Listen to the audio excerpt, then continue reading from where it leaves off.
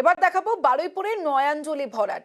জলা জমিতে প্রমোটিং এর ছক, আর সেখানে যাওয়ার রাস্তা তৈরির জন্য দিনে দুপুরে ভরাট পাশের নয়াঞ্জলি। জলা জমি উঁচু করতে মাটি ফেলা হচ্ছে, তৈরি হচ্ছে ঘর, আর এইভাবে নয়াঞ্জলি ভরাট নিয়ে বাড়ছে ক্ষোভ।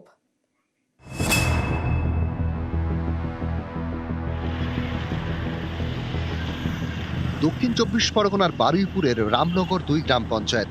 এখানকার উত্তরভাগ এলাকা দিয়ে গিয়েছে বারুইপুর ক্যানিং রোড। পাশে রয়েছে জলা জমি। অভিযোগ, এই জলা জমিতেই প্রমোটিং এর ছক। কিন্তু এই জমিতে যাতায়াতের জন্য বড় বাধা রাস্তার পাশে নয়াঞ্জলি। সেটাই দিনে দুপুরে বুঝিয়ে ফেলা হয়েছে। নয়াঞ্জলিতে তৈরি হয়েছে ২টি রাস্তা।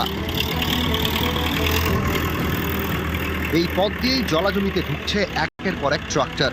ফেলা হচ্ছে মাটি, উঁচু করা হচ্ছে জলা জমি। একটা ঘরও তৈরি হয়েছে। এভাবে নয়াঞ্জলি ভরাট নিয়ে স্থানীয়দের মধ্যে বাড়ছে ক্ষোভ, কারণ এটাই এই এলাকার নিকাশির বড় ভরসা। যদিও ঠিকাদারের দাবি সবটাই করা হচ্ছে স্থানীয় পঞ্চায়েতের অনুমতি নিয়ে। রাস্তায় মাটি ফেলার জন্য রাস্তাটা করা হচ্ছে টেম্পোরারি ভাবে, যাতে সুবিধা হয় মাল মেটেরিয়াল নিয়ে যাওয়ার জন্য। বুঝলেন, নয়াঞ্জলি ভরাট এটা মাল মেটেরিয়াল রাখার জন্য আপনার এখানে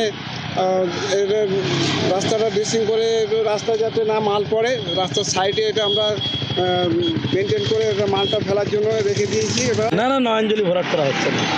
তাহলে ওটা কী হচ্ছে? নয়াঞ্জলি ওপারে যে মালিক জায়গা কিনেছে, ওখানে বাউন্ডারি হচ্ছে, টেম্পোরারি ঘর হচ্ছে, মাটি নিয়ে যাওয়ার জন্য শুধু মাটি ফেলা হচ্ছে। নয়াঞ্জলি খালি থাকবে, নয়াঞ্জলিতে কোনো কাজ হবে না।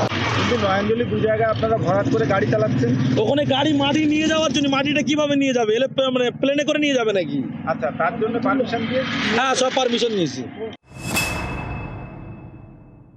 নয়াঞ্জলি ভরাট করে যে মাটির গাড়ি চলছে বা ইমারতি দ্রব্য রেখেছে, এটা আমাদের ঠিক জানা নেই।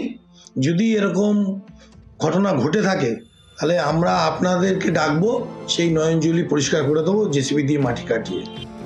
নয়াঞ্জলির বেশ কিছুটা অংশ, প্রায় নয়াঞ্জলির অর্ধেক অংশ, সেটিকেও ভরাট করা হয়েছে।